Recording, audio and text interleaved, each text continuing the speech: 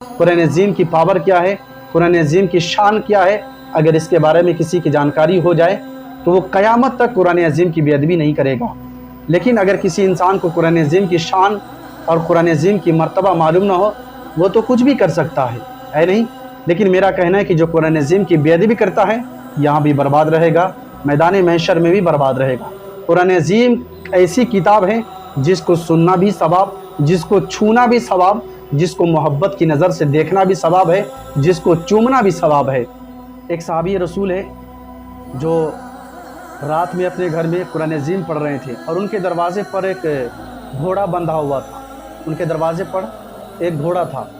اور رات میں وہ قرآن عظیم پڑھ رہے تھے تو قرآن کی تلاوت سن کر کے گھوڑا زور سے ہنہنانے لگتا تھا، گھوڑا زور سے آواز نکالنے لگتا تھا۔ پھر جب وہ صحابی رسول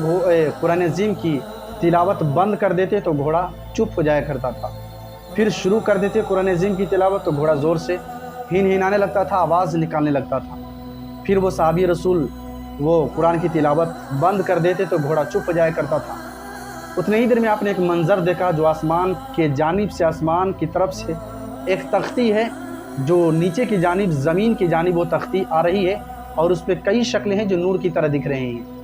اور جب میں قرآن عظیم کی تلاوت کرتا تھا تو آسمان سے وہ تختی نیچے کی جانب آتی تھی، اور جب قرآن کی تلاوتیں بند کر دیا کرتا تھا تو وہ تختی آسمان کی طرف اوپر چلی جاتی تھی۔ یہ منظر دیکھا تو دوڑے دوڑے نبی کریم صلی اللہ تعالیٰ علیہ وسلم کی بارگاہ میں گیا، کہنے لگا کہ یا رسول اللہ میں نے ایک منظر دیکھا ہے۔ کہا کہ میرے نبی نے فرمایا کہ کیا ہے، بیان کرو۔ تو صحابی رسول نے کہا کہ یا رسول اللہ میں رات کی تاریکی میں، رات کے اندھیرے میں اپنے گھر میں قرآن عظیم کی تلاوت کر رہا تھا اور میرے گھر کے دروازے پر ایک گھوڑا بندھا ہوا تھا جسے میں پال رکھا ہوں، اور جب قرآن عظیم کی تلاوت میں کرتا تو قرآن عظیم کی تلاوت کی آواز سن کر کے وہ گھوڑا زور سے ہنہنانے لگتا تھا، آواز نکالنے لگتا تھا،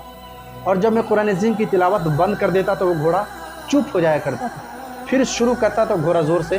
ہنہنانے لگتا تھا، پھر میں چپ ہو جایا کرتا تو گھوڑا بھی چپ ہو جایا کرتا تھا۔ اور اتنے ہی دن میں یا رسول اللہ میں نے ایک منظر دیکھا۔ میرے نبی نے فرمایا کہ وہ منظر کیا تھا؟ اس صحابی نے کہا کہ یا رسول اللہ منظر یہ تھا کہ جب میں قرآن عظیم کی تلاوت کرتا تھا تو آسمان سے ایک تختی میں نے دیکھا ہے جو زمین کی جانب اتر رہی تھی، اور اس پہ کئی شکلیں جو نور کی طرح دکھ رہے تھے، جو نور کی طرح، روشنی کی طرح وہ شکلیں دکھ رہی تھی۔ جب میں قرآن عظیم کی تلاوت کرتا تو وہ تختی نیچے کی جانب آتی، اور جب میں قرآن عظیم کی تلاوت بند کر دیتا تو وہ تختی آسمان کے جانب، آسمان کے اوپر چلی جاتی۔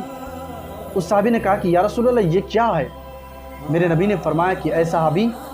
یہ جو تختی قرآن عظیم کو تم پڑھ رہے تھے اور تختی جو آسمان کی طرف سے نیچے کی جانب آ رہی تھی، زمین کی جانب آ رہی تھی، اس پہ کئی شکل نور کی طرح تھے، وہ کوئی اور شکل نہیں، وہ فرشتوں کا شکل تھا۔ وہ اس تختی پہ فرشتے تھے جو تمہاری قرآن کی تلاوت کو سننے کے لیے زمین پر آ رہے تھے، تمہاری قرآن کی تلاوت سننے کے لیے زمین پر آ رہے تھے، اور جب تم قرآن عظیم کی تلاوت بند کر دیتے تو وہ آسمان کی طرف چلے جاتے تھے۔ اے میرے صحابی، اگر تم قرآن عظیم کی تلاوت کرتے رہتے تو تم فرشتے کی زیارت کر لیتے۔